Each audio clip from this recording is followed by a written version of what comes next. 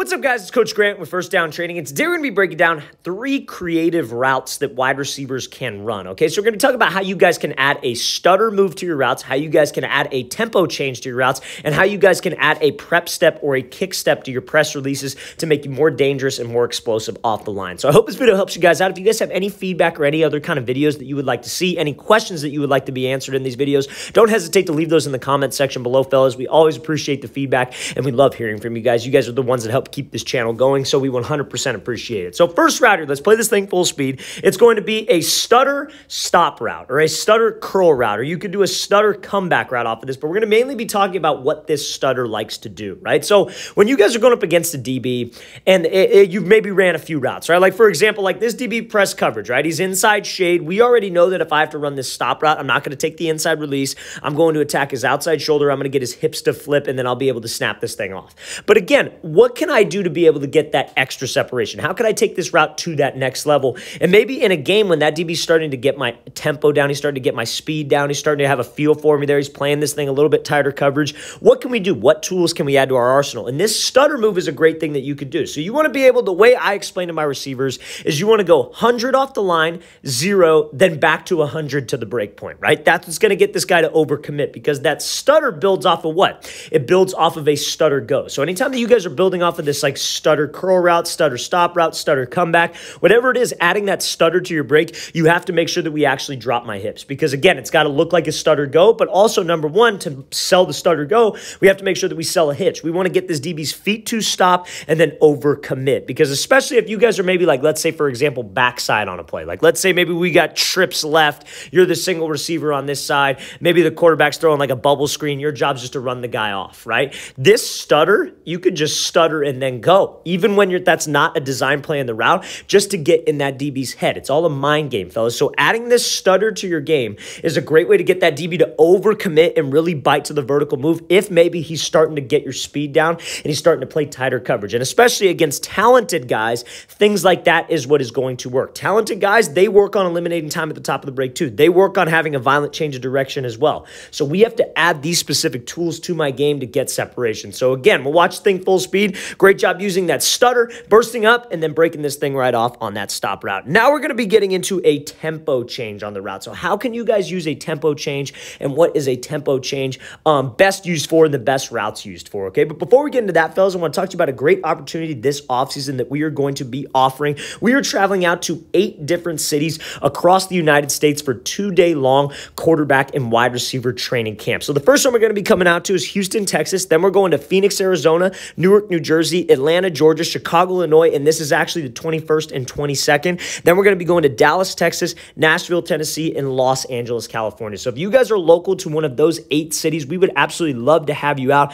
to one of our off-season quarterback and wide receiver camps. Now, again, I wouldn't even necessarily call this a camp. You guys probably heard me talk about this before, but like the spots are going to be limited. It's only 10 to 12 guys per position group, right? So it's going to be small. We're actually going to coach you guys. We're actually going to have that like kind of player-coach relationship rather than just a camp where you run the guys through the drills. You can't ask the coach any questions. We're going to have the amount of time because we have you for 2 whole days. It's a big chunk of time to actually explain things to you guys, help you get better, walk you through situations, and we're going to have DBs out there for the wide receivers to work on one-on-one situations and half-line concepts. So again, if you guys are local to one of those 8 cities or would like to travel out, we'd love to have you out. Spots are limited and spots are filling up fast. So check out that very first link in the description below, fellas. Again, we would love to have you out to one of our off-season camps. Let's get back to this video. So now we're going to be talking about tempo change, okay? So tempo change is exactly like the stutter, and it serves to do the exact same things, but when do we use the tempo change? And this is probably the only situation, well, I mean, there's a difference. This is kind of like, I only like the tempo change in off man, and I'll explain to you guys why. So let's watch full speed. He's going to be running this like bang 8 post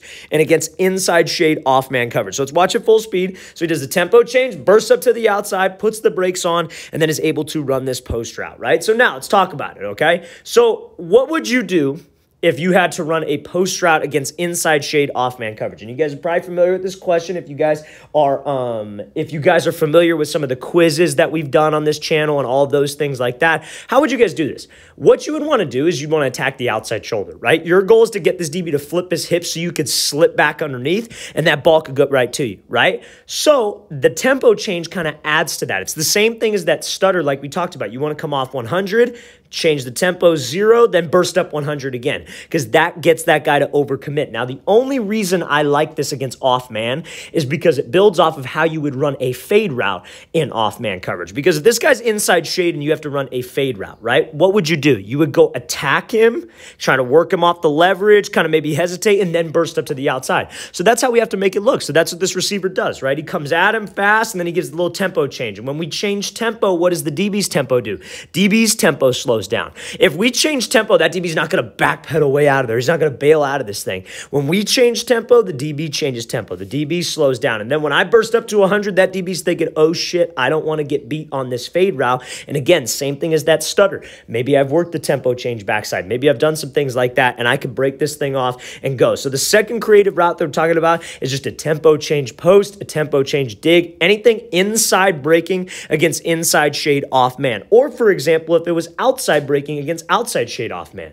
Because like if you have an outside shade DB, maybe you come at him, you change tempo, then you burst up over the middle, we get him to overcommit, and I snap it off underneath and run the out route. So you got to do, the time you use a tempo change is when you break to the side of the leverage the DB has. So if I have an inside breaking route against an inside shade DB because I'm trying to get him to commit to the fade so I can slip back underneath and create some space. Let's watch the thing again full speed one more time. Great example of a tempo change and how that can get you guys a ton of separation on your routes. Now, last but not least, we're going to be talking about a creative way to get some more explosion off the line, and they call it a prep step, or like some guys will kick step with their back foot, but it's really the same thing. Okay, so now this is what I like to use for all my press releases. Anytime that I personally do a press release, anytime that I coach a press release, so many guys will stand flat-footed like so. And again, that's not bad to be in a stance flat-footed, but like obviously you want to bend to your knee and those things, but they'll just step to the release. Like, for example, like let's say they're doing like, because this is like a slide release. He's going to be doing a slide release, then working a little move.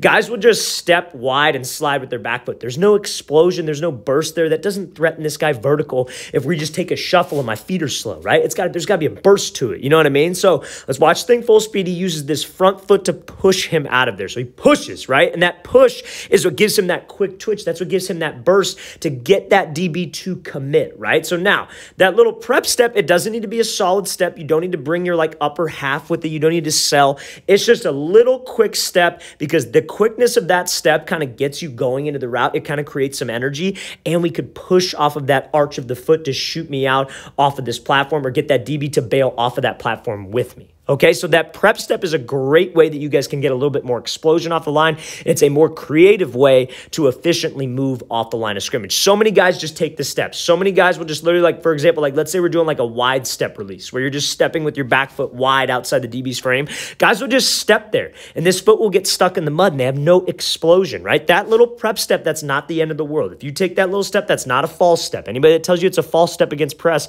doesn't know what they're talking about. If you're taking this step and it's like this DB's off at the 30 and you're running like an out route, that's when it's a problem, right? But this prep step in press man is not a big deal. It's just to give you some explosion, get you off the line a little bit faster, and it's a more creative way of doing things rather than just going to the release. Okay, now another way of doing this prep step is a kick step, and I know a lot of people are more comfortable with it. I don't like it because I feel like my feet cross, but that's when you kick behind with your back foot. You kick with your back foot this way, and you use that kind of kick step to give you some explosion and shoot out to the outside.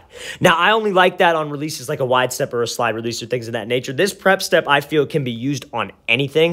It's just a great way to give you that explosion off the line. So let's watch the thing full speed. Look at how much twitch there is off the line right here, simply because of that prep step, and was able to shoot him off the line. All right, guys, we want to thank you for watching. I really appreciate it. If you guys have any questions at all, don't hesitate to leave those in the comment section below. We'll get back to you as soon as I possibly can.